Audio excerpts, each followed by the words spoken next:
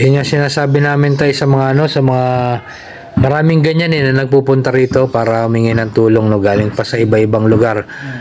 Meron nga galing ng Laguna, Calamba, meron pang galing ng La Union. Ganyan kalalayo yung mga pinanggagalingan nila. Pero walang kasiguraduhan na matatagpuan nila si Daddy Frankie dito o maabutan nila. Kasi gawa nga nung si Daddy Frankie masyadong busy, lalo na ngayong December. Maraming lakad. So kay Tay, anong naisip nyo na bakit dito kayo agad dumiretso, na paano kayo nakakasigurado nga abutan nyo si Daddy Frankie dito? Oh, si Tatay, ano to Tatay Henry? Sino nga ba? Ikaw, pangalan mo? Ha? Tatay, ano pangalan mo? Bernie. Bernie. Okay. Anong nasabi yan? Ha? Anong nasabi? Ang sabi, gwapo ka raw. Sabi ng mga taga-barangay. Hindi, yun. Si Tatay Bernie galing sa barangay. So, ano sabi sa inyo sa barangay ulit? Yun nga sinabi, bawal lang hindi taga-alaga doon. Bawal lang hindi taga-alaga. Oo, kasi may rules tayo sa bawat barangay, no, pagka hindi ka taga doon sa lugar, for safety naman yan ng barangay natin. So siguro pwede tayo mag-stay sa ibang lugar. Pwede ka sa bayan, pumunta ka sa bayan, sa City Hall, mga upuan naman doon, antay-antay ka lang muna. So, City Hall. Oo, kasi tayo, ano bang sadya natin dito? 'Di ba si Daddy Frankie? O, 'di ba si Daddy Frankie, yung sinabi ko sa inyo kanina na umalis na sa Manila, may inasikaso. Hindi namin alam kung kailan pa siya babalik, mag-aabiso pa siya. Ay, doon po ako sa bayan? Sa bayan. Pwede kayo sa bayan kasi ang barangay kasi rito, Sabado, sarado. So kung pwede kayo dun sa sa bayan mag-stay muna. Tsaka Tay, taga saan kayo? Taga Mindoro po. Taga Mindoro. Ba't kayo napunta rito sa sa Pangasinan? Ano nga po yung tulog kay Daddy Frankie? May pera kayong pamasahe papunta rito? Oo, yun nga motor benta ko man dito, 3,000 lang. Binenta niyo yung motor, 3,000? Oo, yung pangmani ko, dati. Ginagamit niyo pang mani? Oo. Binenta niyo yung 3,000 para makapunta? Sama pati yung helmet ko, tsaka yung creek na lagayan. Helmet, tsaka creek, binenta niyo rin sa halagang 3,000? Hindi ko na naalala, pero kuhanin ko pa yung pagbalik ko. Yun na lang. So, ayun na lang Tay, ang gagawin natin, si Tatay, galing daw siya ng Mindoro, binenta ng 3,000 yung kanyang motor para pumunta rito sa Pangasinan at para humingi ng tulong. Kaya Daddy Frankie, sana doon lang sa mga tayo mapunta. Okay, Daddy Frankie. Kaso dito ko tinuro nung katiwala doon, yung tao sa tindahan. Ano pangalan ng tao sa tindahan, Tay? Ay, yun pong babae. Ano itsura? Ano itsura nung napagtanungan niya doon? May tsura pag sa itsura. May itsura. Oo. Pag may dito na sa center niya Daddy Frankie. Dito yung shelter. Para makausap ko na. Ano yung napagtanungan niya doon sa Makati, Tay? Mataba? Mataba po. Medyo mataba? Oo. May kulay ang buhok? Oo. Nakasalamin? Asawa ko yung tindero doon, yung tindero. Asawa nung tindero doon? Oo. Yun yung napagtanungan niya doon sa Makati. Bakit po ba kayo hihingi ng tulong kay Daddy Frankie, para saan?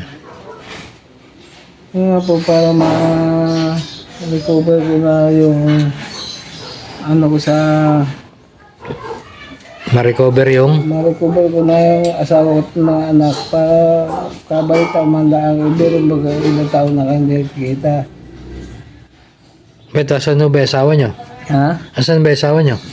Ay, nasa Nabaliches na, sabi niya.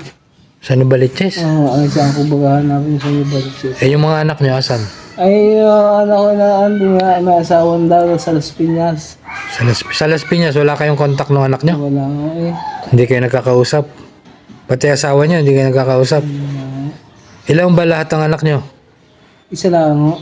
Isa? Oo, yung sa iilin. Isa lang ang anak nyo, tapos hindi pa kayo nagkakausap. Ah, So, ibig sabihin, hiwalay na kayo, tay.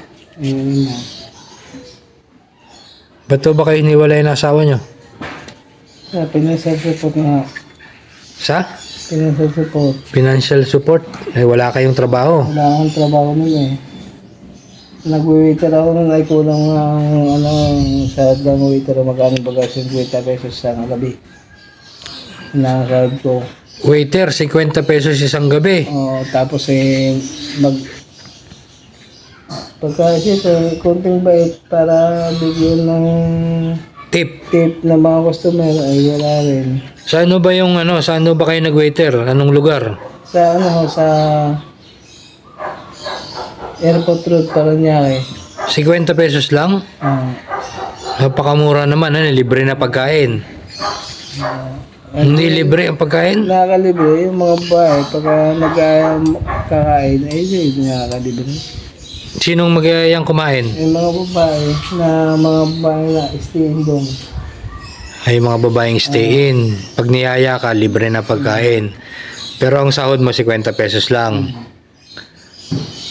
Siyempre nasigalo ko pa. Naabot yun. So, ang grabe tayo sana abot ang 50 pesos. Di, ibig ko sabihin tayo, galing ka ng Mindoro, binenta mo yung motor mo ng halagang 3,000 para makapunta ka rito kay Daddy Frankie tumingin ng tulong. Oo. Ay, naubos na yung 3,000 yung pamasahe mula doon sa Kalapan, sa barko, tapos sa bus dito. Tapos yung papunta pa rito, sobrang 1 din na pinamasahe ko punta dito. Ubus na. Ubus na. Ngayon, wala ka ng pera. Wala na. Yun yung sinasabi namin tayo sa mga maraming ganyan na nagpupunta rito para humingi ng tulong galing pa sa iba-ibang lugar. Meron galing ng Laguna, Calamba, meron pang galing ng La Union. Ganyan kalalayo yung mga pinanggagalingan nila. Pero walang kasiguraduhan na matatagpuan nila si Daddy Frankie dito o maabutan nila. Kasi gawa nga nung si Daddy Frankie masyadong busy, lalo na ngayong December. Maraming lakad. So kayo tay, anong naisip nyo na bakit dito kayo agad dumiretso na paano kayo nakakasigurado nga abutan nyo si Daddy Frankie dito? Kaya nabos na akong pinabenta ko sa motor, sa pamagahe ko. Kaya antayin ko na si Daddy Frankie para mabigyan mo lang nakatrabaho sa hotel. Kahit pa paano, kaya ko naman eh. Ano bang alam niyo ang trabaho tay? Marami ho alam trabaho. Ano ba tinatrabaho niyo dati sa Mindoro? Yung mga nag-aalaga ng manok, papatuwa ng manok, nagagawa ng bahay.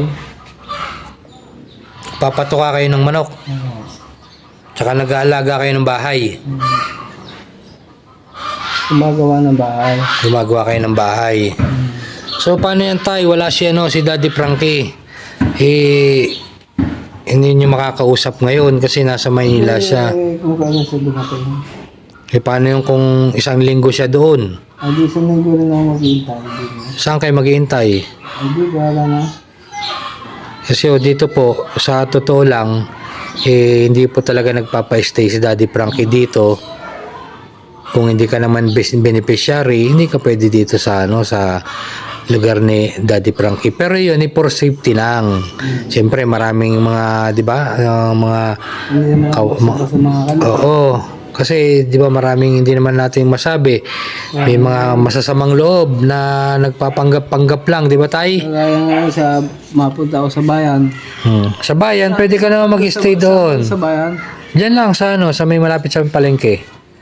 Pwede dyan. Malipit sa palengke sa... Oo, punta ka doon sa may munisipyo. Tanong ka lang doon kung pwede ba ako mag-stay dito ang ilang araw.